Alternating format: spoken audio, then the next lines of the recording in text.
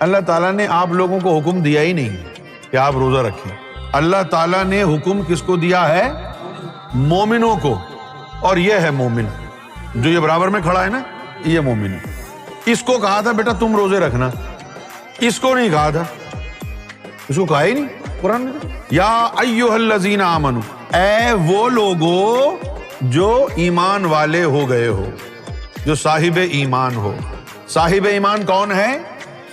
قالت الاعراب آمنا قل لم تؤمنوا ولكن قولوا اسلمنا ولما يدخل الایمان فی قلوبکم. جب تک ایمان قلب میں اتر نہیں جائے گا مومن مت کہنا اپنے آپ کو.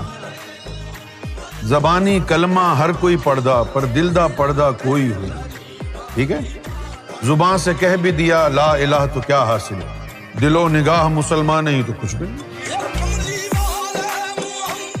اس آدمی کے اندر تو کوئی سبسٹیٹیوٹ اویلیبل ہی نہیں تھا کہ چلو بھائی اس کو نہیں ملی غذا تو کچھ اور مل جائے. تو وہ نفس آزاد تھا, خوب ادھر ادھر چھلانگیں ماری, اس لڑائی جھگڑے کرائے, جھوٹ بلوایا, فراڈ کرایا, بے ایمانی کرائی. لیکن یہاں مومن کے ہاں ایسا نہیں ہوا. جب اس نے روزہ رکھا, غذا نہیں ملی نفس کو اور اس کو, تو قلب اور زیادہ ذکر کرنے لگا. پھر تو نے جب قرآن کی تلاوت کی تو تلاوت سے نور بنا, قلب اور مضبوط ہوا. پھر تو نماز پڑھنے گیا, نماز پڑھی, قلب اور مضبوط ہوا. پھر رات ہو گئی, تراویح میں 2 گھنٹے تو نے قرآن سنا. 100, 150, 200 آدمی تراویح میں کھڑے ہیں. 200 آدمیوں کا نور ایک ایک انسان کے قلب میں اترا.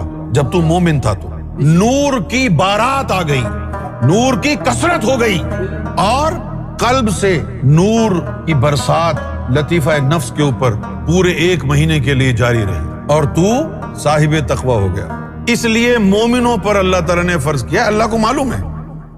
اب یہ مومن جب روزہ رکھتا ہے تو کیا ہوتا ہے یہ دیکھنا ہے. جب انسان مومن ہوتا ہے اور روزہ رکھتا ہے تو پھر کیا ہوتا ہے؟ اب مومن نے روزہ رکھا, انرجی باڈی کو نہیں ملی, ہیٹ نفس کو نہیں ملی, نفس بھوکا ہے. اب نفس ادھر ادھر ٹانگیں مار رہا ہے غذا حاصل کرنے کے لیے. قلب جو ہے وہ مستقل نور بنا رہا ہے. قلب کے نور نے بھوک کی وجہ سے اور زیادہ اس کے ذکر میں شدت آ گئی, اور قلب کے نور نے سارے وجود کو نور سے بھر دیا. اب نفس بحالت مجبوری نور کی غذا لے رہا ہے. یہاں تو نور تھا ہی نہیں, یہاں تو کوئی اور غذا, کوئی سبسٹیٹیوٹ اویلیبل نہیں تھا نا. انسان کی جسمانی, نفسیاتی اور معاشرتی صحت پر, پوری زندگی پر بڑے گہرے اور مثبت اثرات مرتب ہوتے ہیں. And what is the definition of health? صحت کی تعریف کیا ہے؟ Health is a state of complete physical, mental and social well being. Let's listen some lunch pin benefits of fasting. آئیے روزے پر جدید طبی تحقیق سن لیتے ہیں. اب دیکھیے, یہ قحط نہیں ہے کہ ہمارے پاس کھانے پینے کے لیے کچھ بھی نہیں, یا ایسا بھی نہیں کہ ڈاکٹر نے کہا ہو کہ کھائیں گے پیئیں گے تو صحت کو نقصان ہو سکتا ہے. It's a willful abstinence. روزے کے بارے میں کہا جاتا ہے کہ it's refraining from eating and drinking at your own will for a definite period of time.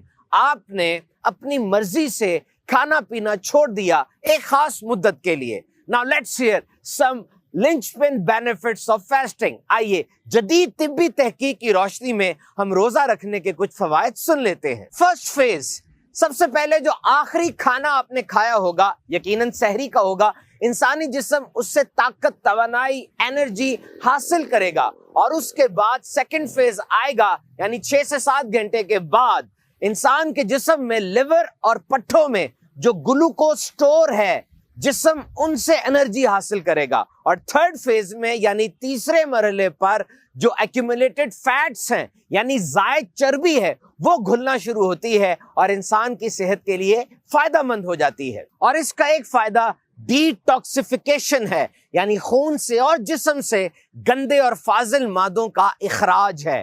جب کھانا نہیں کھایا تو انسان کے خون میں بیٹر لیول آف انڈورفنز بڑھ جاتے ہیں. یہ وہ ہارمون ہیں جو انسان کی اچھی ذہنی اور نفسیاتی صحت کے ضامن ہوتے ہیں.